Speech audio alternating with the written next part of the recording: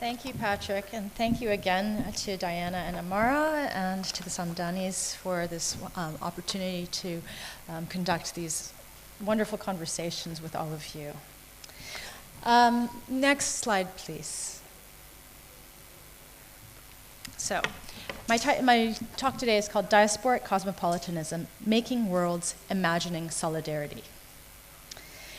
In a post-Westphalian, pre-internet world, how did artists and writers imagine solidarity across language, cultures, and oceans?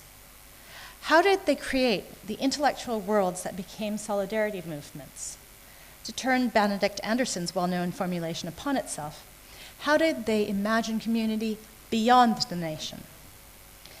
At a moment when world art history and global art histories are struggling with questions of how to connect with national narratives that they characterize, albeit slightly ambivalently, as multiple, as in multiple modernities or multiple modernisms, the question of how one might theorize the global through the very diasporic subjects that link it together becomes crucial.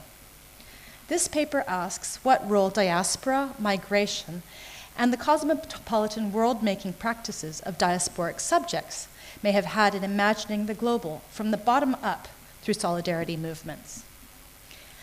Today, we will be examining two significant sites for imagining solidarity, Présence Africaine and Third Text, and situating them within a matrix of diasporic practices that were central to the creation of solidarity movements.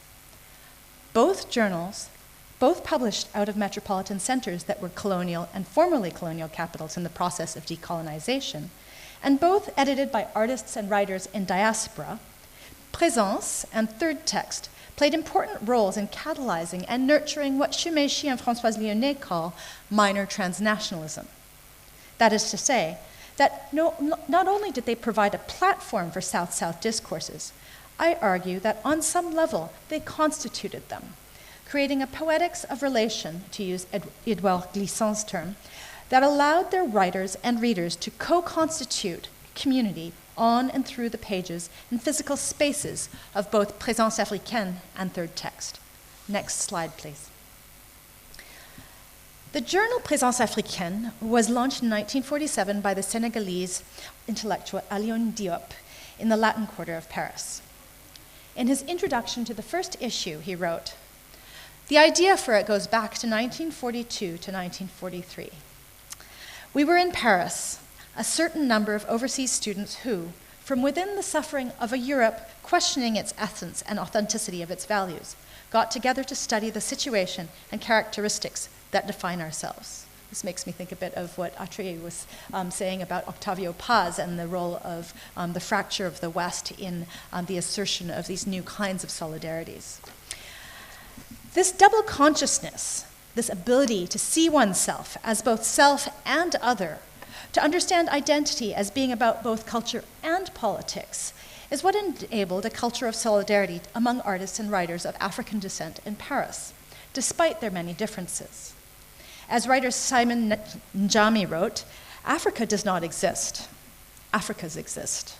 Not only on a neutral territory, and while facing a common adversary, can a lyrical brotherhood develop which will bring together the children of Mali and Cameroon, of the Côte d'Ivoire and the West Indies. Despite the somewhat essentialist philosophy of négritude forwarded by the journal, Présence nurtured a culture of solidarity that was internationalist and multilingual in its scope. As Diop announced, in the first issue of the intellectually ecumenical journal, Présence was created for, quote, all men of goodwill, white, yellow, or black, likely to help us to define an African originality and to hasten its insertion into the modern world. Next slide, please. Diop's statement recalls W.E.B. Du Bois's famous proclamation to the nations of the world, a speech that he made at the first Pan-African conference in London after installing the American Negro exhibition at the Exposition Universelle in Paris. It was in this address that he first articulates the notion of the color line, which, although often interpreted to be about African Americans in the United States, was, as we can see from the title of the address, To the Nations of the World, far more international in its analysis of race in the modern world. A bookshop, a publishing house, and a journal that continues to be published even today, Présence Africaine was an important force in creating and advocating for a Pan-African cultural presence, which was critical at a historical moment when Europeans persisted in believing that Africans and the African diaspora had no culture or history. In addition to publishing artworks, essays, and fiction written in French, Présence also played an important role in translating works of the African diaspora written in English, as well as works written from the continent. Présence was by no means the first transnational periodical of Black culture, and built upon the social ties and transatlantic alliances established by interwar publications, such as the New York-based Opportunity, the Negro World, and the Crisis, as well as Paris-based newspapers such as Les Continents, La Voix des Nègres, and L'Étudiant Noir. What was significant about Présence Africaine was the scale of its ambition and its geographic reach beyond centers of African diaspora to the continent itself. Indeed, many of its central players, like Senegal's first president, Léopold Sédar Senghor, eventually moved back to their countries of origin and played a key role in the independence and cultural movements in Africa.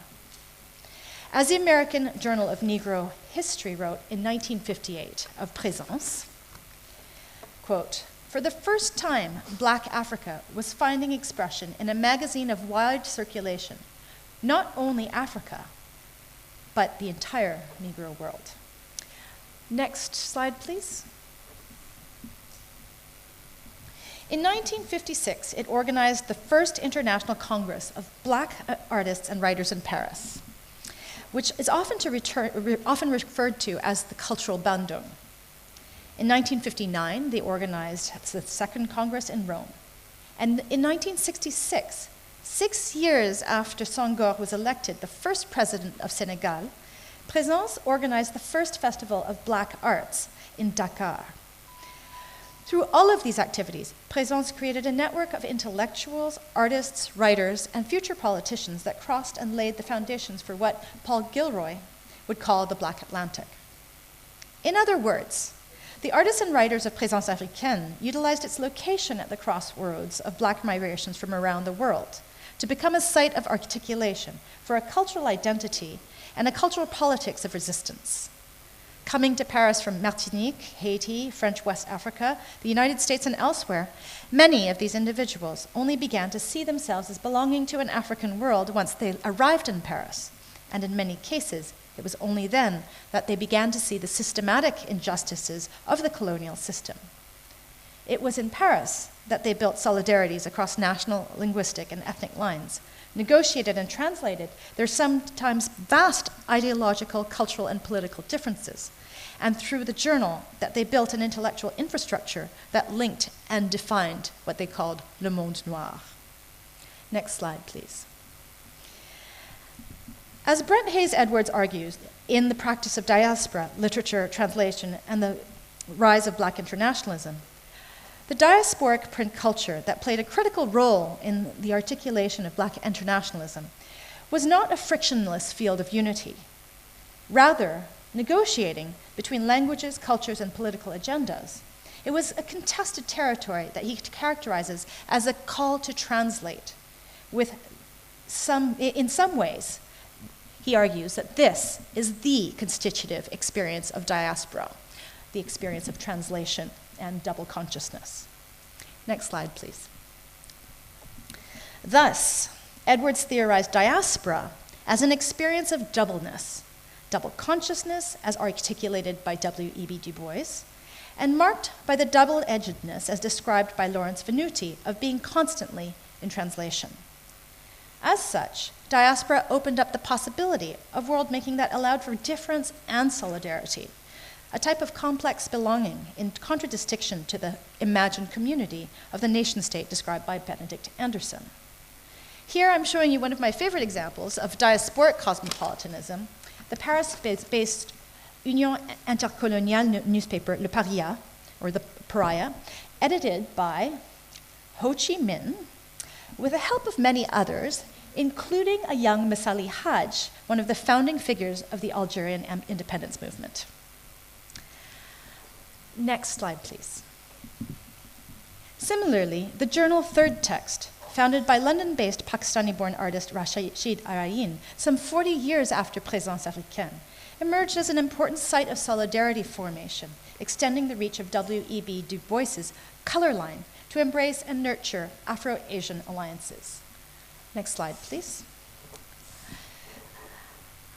Araeen moved from Pakistan to London in 1964 to work as a civil engineering assistant, and soon began creating the relational minimalist sculptures he has become known for in recent years, through acquisitions at major institutions, through the significant role he was given at the Venice Biennale in documentation, through the work that's outside of the Dhaka Art Summit, as well as his recent, or actually his current retrospective, which is at the Van Abbe Museum in the Netherlands. As we all know now, the importance of Araeen's work was not acknowledged in the 1960s. Inspired by the civil rights movement, Araeen responded to this rejection by the art establishment with a sustained critique of its systemic racism that was virtuosic in its many facets: community organizing, curating, critical writing, and the founding of the journal Third Text. Next slide, please. A member of the Black Workers' Movement and Artists for Democracy, Araeen started the journal Black Phoenix in 1978, which he resurrected in 1987 as Third Text. And you can see there's sort of fine print on top of Third Text that says, that refers to Black Phoenix. By choosing the title Third Text, Araeen also embraced the idea of a third space and a third world imaginary that defined itself as a site of resistance, borrowing the notion of third from the tiers-état of the French Revolution. Not unlike Présence Africaine, Third Text conceived of itself as a site of solidarity, but defined its community and its terms of identity articulation quite differently. In an introductory text entitled Why Third Text, Araeen writes that Third Text is a common platform for those who are positioned as marginal by the dominant culture. That is to say, that double consciousness becomes a key factor in constituting a diasporic cosmopolitanism that seeks to make world through an imagined solidarity. Next slide, please. Ahead of its time, the journal prioritized intersectionality, and its earliest issues brought together feminist voices with Black voices, indigenous voices with post-colonial voices, and created a discourse that pushed for the structural change rather than inclusion within a neoliberal system of multiculturalism. And here I'm showing you a 2002 edited volume of some of Third Text's most important essays. Indeed, in a strategic move that underscores the diasporic cosmopolitanism of Third Text, Araeen also turned the journal's peripheral subject position back upon the center. In the same introductory essay, he writes, Third Text represents a historical shift away from the center of the dominant culture to its periphery, in order to consider the center critically. In other words, Araeen's Third Text sought to world London from its domestic and international peripheries. Third Text thus engendered a nodal urban space that was itself the creation and creator of connections among activists and artists in London, whose worlds, as you can see from the historical macro view that I have up on the screen, extended far beyond the confines of the UK. Next slide, please. Working at the intersection of multiple marginal communities, between diaspora and the global, as well as between theory, history, and praxis, Araeen built a discourse that also included his curatorial practice. The 11-year journey that began with a letter that Araeen wrote to the Arts Council in 1978 suggesting a survey exhibition of the work of Black artists in Britain, resulted in the lesser-known show Third World Within, and the landmark exhibition, The Other Story, at the Hayward Gallery in 1989. So that was 10 years between the letter that he wrote and when the exhibition first opened. Next slide, please. Opening in 1989, 5 years after MoMA's controversial Primitivism in 20th Century Art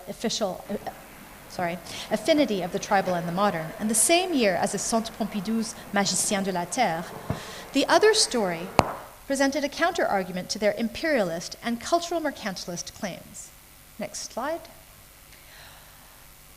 Arguing from a perspective of diasporic cosmopolitanism, from the worlded perspectives of the peripheries, that the history of modernism was an entwined and transnational history, the other story mounted a pointed critique that Jean Fisher described as follows.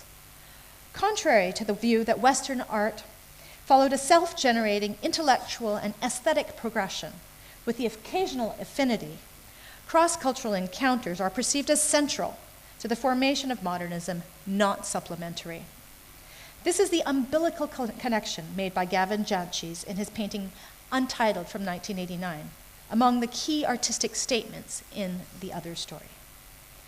That history has yet, unfortunately, yet to be fully written. While the discourses of world art history and area studies have made enormous progress in researching modern and contemporary art of non-Western sites, the purity of Western narratives remains relatively unchanged. What would it mean for us to narrate the subjugated histories of art histories, Euro-American centers, more fully? How could diasporic cosmopolitanism enable us to re-world our notions of the global so that they reveal the entangled webs that constituted it?